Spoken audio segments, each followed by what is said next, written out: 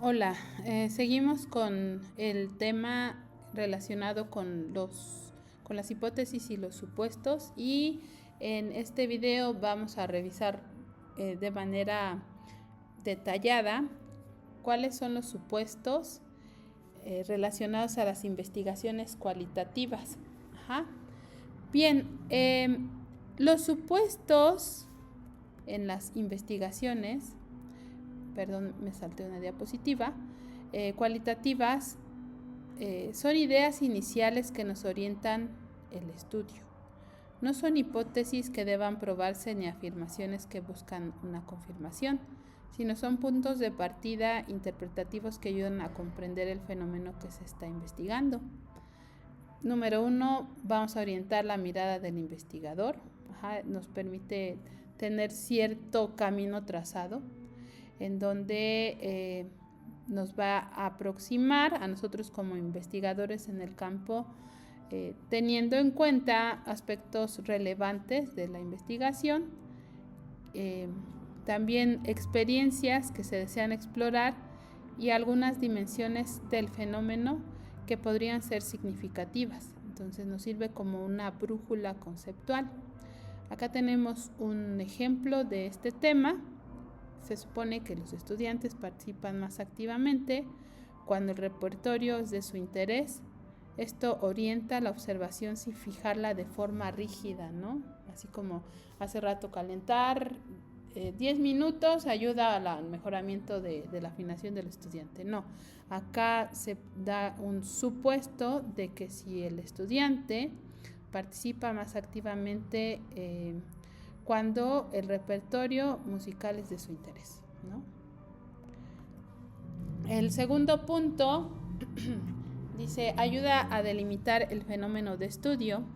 En lo cualitativo, los fenómenos suelen ser amplios, ya sea ver la parte de la identidad, la motivación, la experiencia corporal, la práctica musical, el clima del ensayo. Y los supuestos nos van a permitir acortar aquello que se explora y evitar que el estudio se disperse. Entonces, ponemos un límite que ya no nos va a permitir estar divagando entre toda la información, entre el tema, ¿no? Que puede ser muy amplio. Acá el ejemplo que propongo es: se considera que la comunicación no verbal del director influye en la cohesión del coro. Si se dan cuenta, acá se limita o se delimita que observar qué gestos, qué reacciones o qué interacciones se pueden encontrar en el director.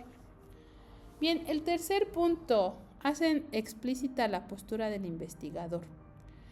Las investigaciones de este corte cualitativo reconocen que el investigador no es neutral, sino que entra al campo con experiencias, creencias y expectativas. Era lo que les mencionaba en la sesión anterior, ¿no? Que de repente podíamos estar hablando de identidad docente, pero tú no sabes si el docente, o sea, te muestra en el salón su identidad como maestro, pero a la vez, al ser una carrera de corte humanista, 100%, claro que te va a mostrar la parte emocional, ¿no? La parte de la historia, igual el tiempo que le llevó a la maestra, al maestro, estar en esa posición en la que se encuentra ahora para dar clases, ¿no?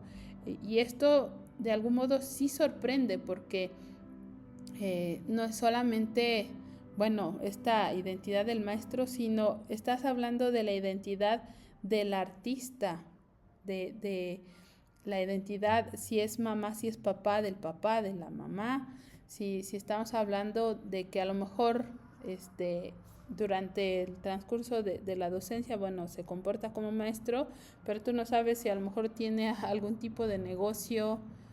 Entonces, pues ahí ya cambia la parte empresarial, ¿no? Los supuestos permiten transparentar esa perspectiva inicial para favorecer la credibilidad del estudio.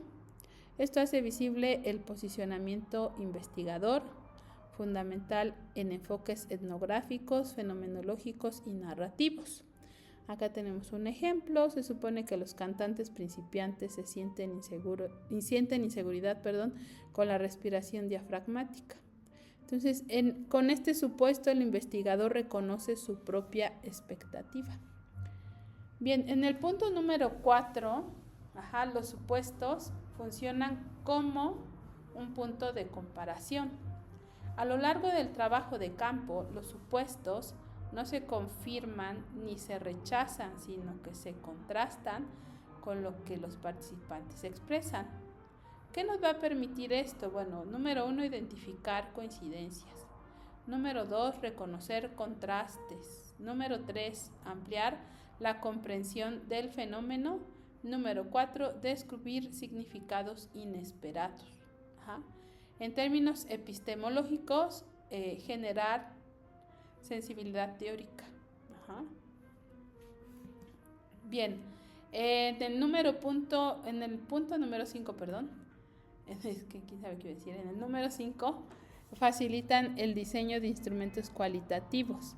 Los supuestos guían la creación de guías de entrevista, rúbricas de observación, categorías abiertas de análisis, preguntas detonadoras para grupos focales. Entonces, acá tenemos este ejemplo y el supuesto, ¿no? Los alumnos aprenden mejor teoría musical con ejemplos actuales. La guía de entrevista puede incluir: cuéntame cómo te relacionas con los ejemplos musicales que usa el profesor. Está padre, ¿no? Bien, el número 6, contribuyen a la construcción del análisis. Cuando llega el momento de interpretar datos, los supuestos funcionan como pilares analíticos iniciales, aunque pueden transformarse por completo. Son un andamio que se observa, se ajusta, se amplía, a veces se descarta y otras veces se confirma parcialmente. De esta manera, la investigación cualitativa avanza para refinamientos sucesivos, no por comprobación estadística.